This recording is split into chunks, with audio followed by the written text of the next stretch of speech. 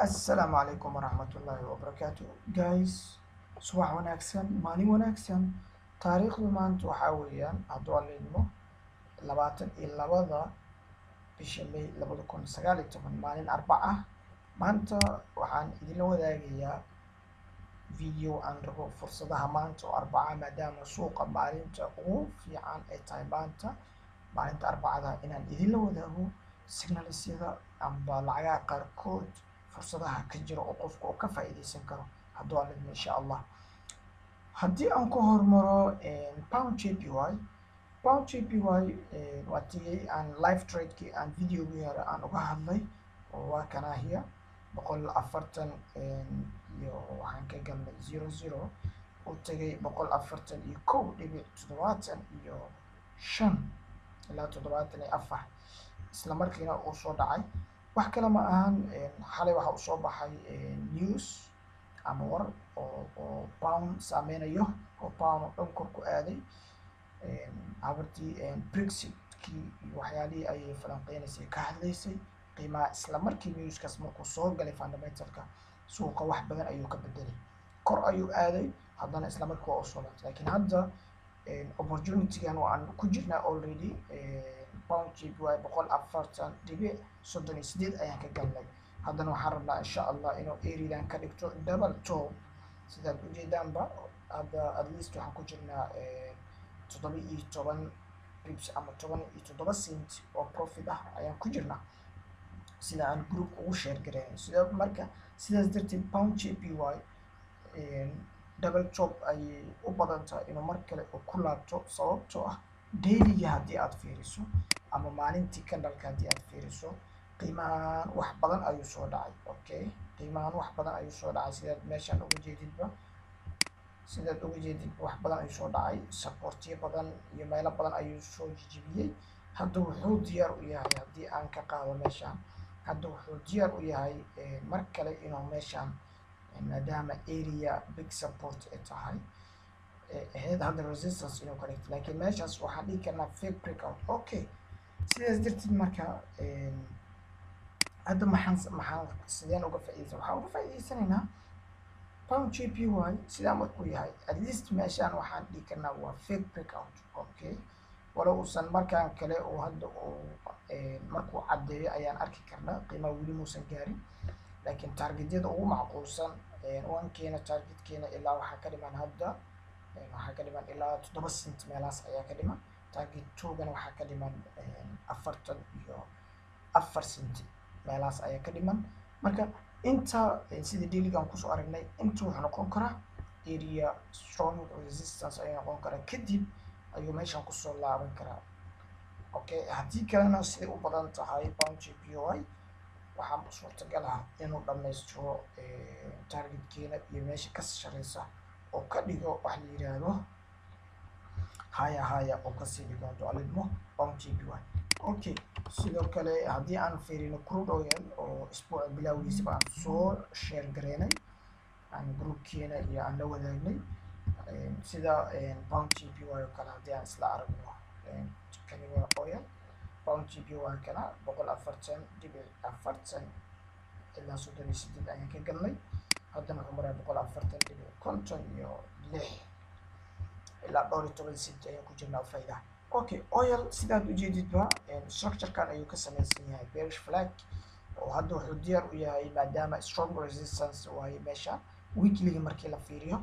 sidoo kale hadda wuxuu diyaar u yahay qiimahan meeshan yarta aad arkayso inuu ku dhex wareegayo waana siinaya, laakiin crude oil isbuucyada soo socda bilaa soo socda insha allahu tacaala in qiimaha ka soo dhawaada ayaa la rajeynayaa ilaa 55 ilaa 56 inuu qiimaha gaaro. okay, targetka koowaad haddii meelahan aad kasoo sell garaysay ama meeshaan aad ka sell garaysay oo faa'iido fiican aad ku jirto waxaad sameynaysaa stop loss entry ayaad keenaysaa ama half ayaad keensanaysaa.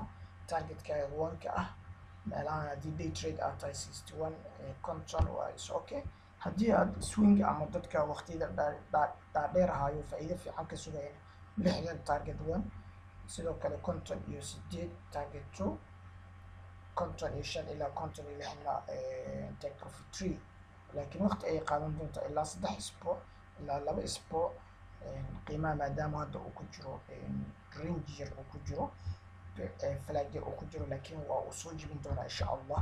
okay, sidee marka uga faa'iidaysan kartaa maanta entrygiisa crude oil waxaad uga faa'iidaysan kartaa qiimaha wuxuu samayn doonaa hadda maadaama ilaa 3 jeer 1 2 3 4 jeer ku dhawaad in laga soo celiyay area resistance-ga aan filanaynay sida arkaysaba isbuuca meelahan ayuu marayay marka aan qiimahan soo boost gareynaynay groupkeena weyn waa kana sida jeedidba 62.66 kor ayuu u booday gaab ayuu ku furay oo area waatana 60.66 qiimaha gaab ayuu ku furay maasha allah.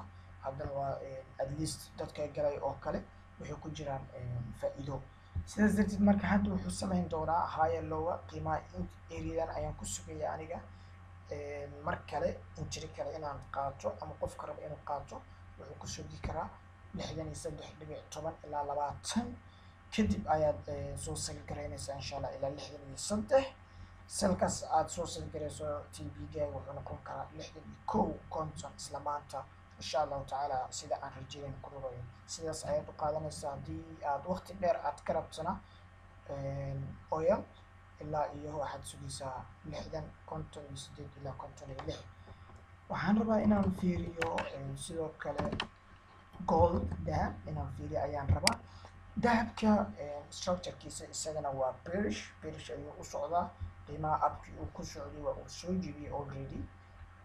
sidaas darteed haddii aan fiiriyo dahabka time frame yar waxaan ku sugayaa hadduu aligma isagana ama intergiisa oo qofka qaadan karaa 1276 ilaa 75 ilaa 77 inta u dhexeysa sababtoo ah qiimaha structure wuxuu sameeyay ilaa 3 jeer oo higher lower mar afraad ayaa u dhiman insha allahu tacaala oo sidaan inuu uga hoos baxo ah. okay, sidaad aragto meeshaan ranger ayuu ku galay waa uu jebiyey. hadda marka qiimahan wuxuu diyaar u yahay area in laga seel gareeyo dahab.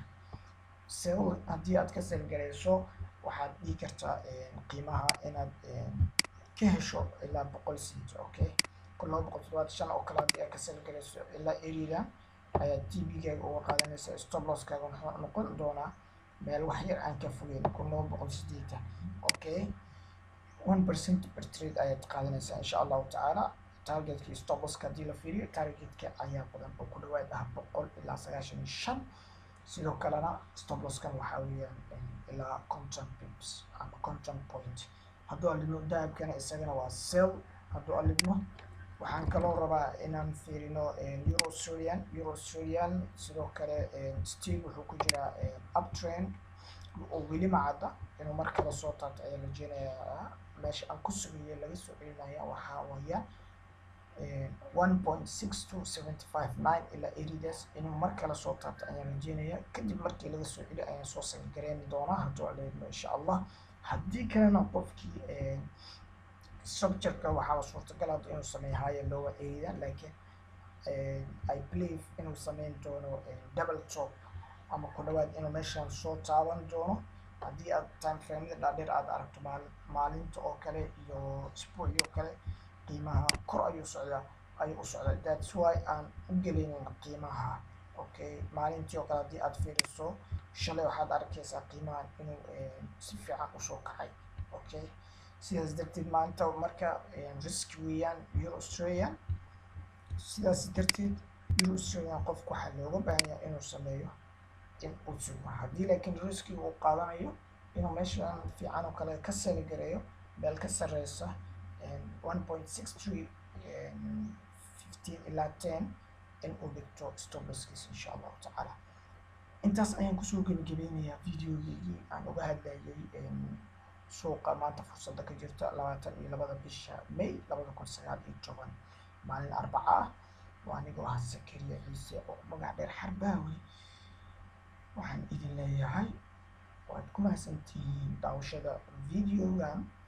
haddii aad ka heshay channelka ama videoda aan soo gelino like si videoga, haddii aadan ka helin dislike. haddii aad ku cusub tahay channelkeena subscribe, like, share and comment. see you again. Asalaamu calaykum waraxmatullahi wabarakatu.